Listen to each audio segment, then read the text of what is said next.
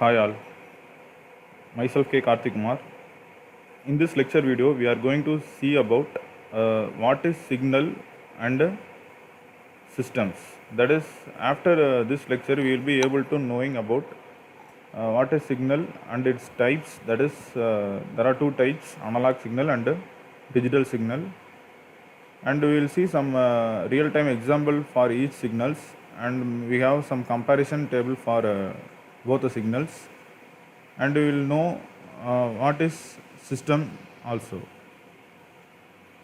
First of all, we will see what is signal. That is, in general, uh, according to any engineering field, that is, for example, electrical engineering or computer science engineering or mechanical engineering or any engineering, there we will have some fundamental information regarding some measurements or quantities based measurements or any quality based measurements that can be converted or processed with the help of some signals that can be processed either in a analog way or in a digital way. For that, we are representing the information in a, or sending or receiving information in a, or as a signal.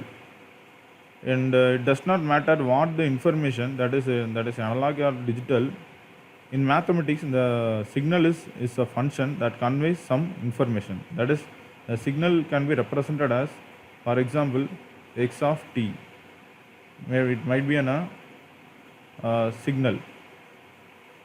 It is a signal. Here, the x is considered as a dependent variable. That is, the x is considered as a dependent variable, and this t, this will be considered as a independent variable. This t will be considered as a independent variable. So based on this representation, we can compress or we can represent any information or data in an as a signal, and we can manipulate or interpret them in as an analog or a digital one. In fact, any quantity measurable through time over space or any higher dimension can be taken as a signal. A signal would be any of dimension and could be of any form. That is, here it is x of t is equal to 10t. It's a function that is independent variable which having one dependent variable and one independent variable, and here it is x of t is equal to 5x square plus 2xy plus 3y. Next is we will see what are the different types of signals. That is, the first one is analog signal. A signal could be an analog quantity, that means it is defined with respect to time. That is, it is to be noted that in an analog signal, it is a quantity with which can be represented as a time, and it is a continuous signal, and these signals are defined over continuous independent variables. They are difficult to analyze and they carry huge number of values. They are very much of accurate due to large sample of values. In order to store these signals, we can require an infinite memory. That is, in analog signal systems, we need more memory to store the result. It can achieve infinite values or on a real line. And the next is analog signals are denoted by sine wave. That is, analog signal may be like this. The next is an example related to analog signal. We will consider an example as human voice. That is, human voice is an example of analog signal. When you speak, the voice that is produced to travel through air in the form of pressure waves, and thus belongs to a mathematical function having independent variables of space and dependent time as a dependent, and a value corresponding to air pressure.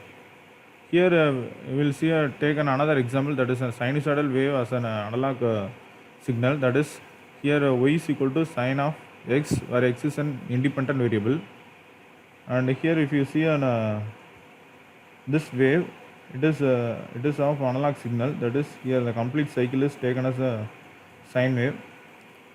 It is represented as a using this function, that is y is equal to sine of x. Next we will see what is a digital signal. That is, as compared to analog signal, digital signals are very easy to analyze, and they are discontinuous signal. That is, analog signal is continuous signal. Here it is a discontinuous signal. They are the approximation of analog signals. And if you see the word digital stands, that is the word digital stand for discrete values. In digital signal, the representation will be like ones or zero. The digital signals are very less accurate than analog signal, but they can process the data in a very quick manner when compared to analog signal.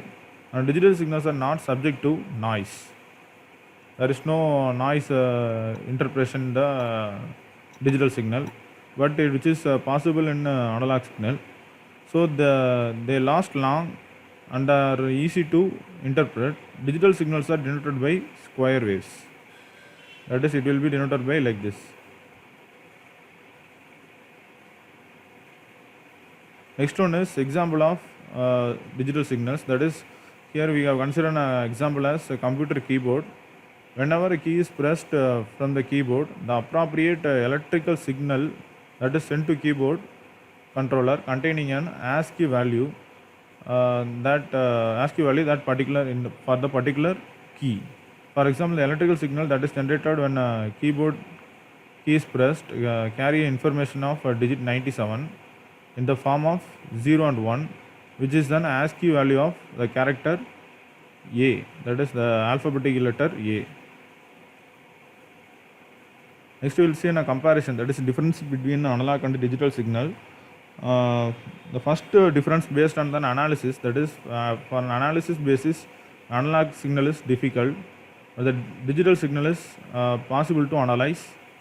That is, it is somewhat easy compared to analog, and the representation is analog signal is continuous signal and it is a discontinuous signal and digital. The accuracy wise, analog signal is more accurate and digital signal is less accurate.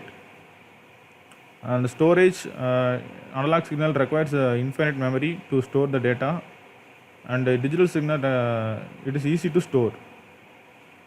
Subject to noise, in analog signal will experience some noise, so it is represented as yes, and here there will be no possibility of noise interruption. And recording technique, the original signal is preserved, and here in digital signal samples of the signals are taken on preserved. And examples for analog signal is human voice, thermometer, and analog phones, etc. And for digital signal it is computers, digital phones, digital pens, etc. Next we will see what is system. That is, the system is defined by the type of input and output it deals with. And here the input might be considered as an excitation. That is, whenever we are giving a system or we are giving some input, it will be considered some interruption. That is interrupt. We are giving some interrupt. It means we are giving some interrupt. That is considered as an excitation or input. And the signal what we are getting as an output will be a response or output signal. Generally, in the input signal, whenever a device is considered as said to be a system, it must be provided with some input signal or some excitation, and it must give some response or useful work. Then only it will be considered as a system. Thank you, and subscribe to the channel.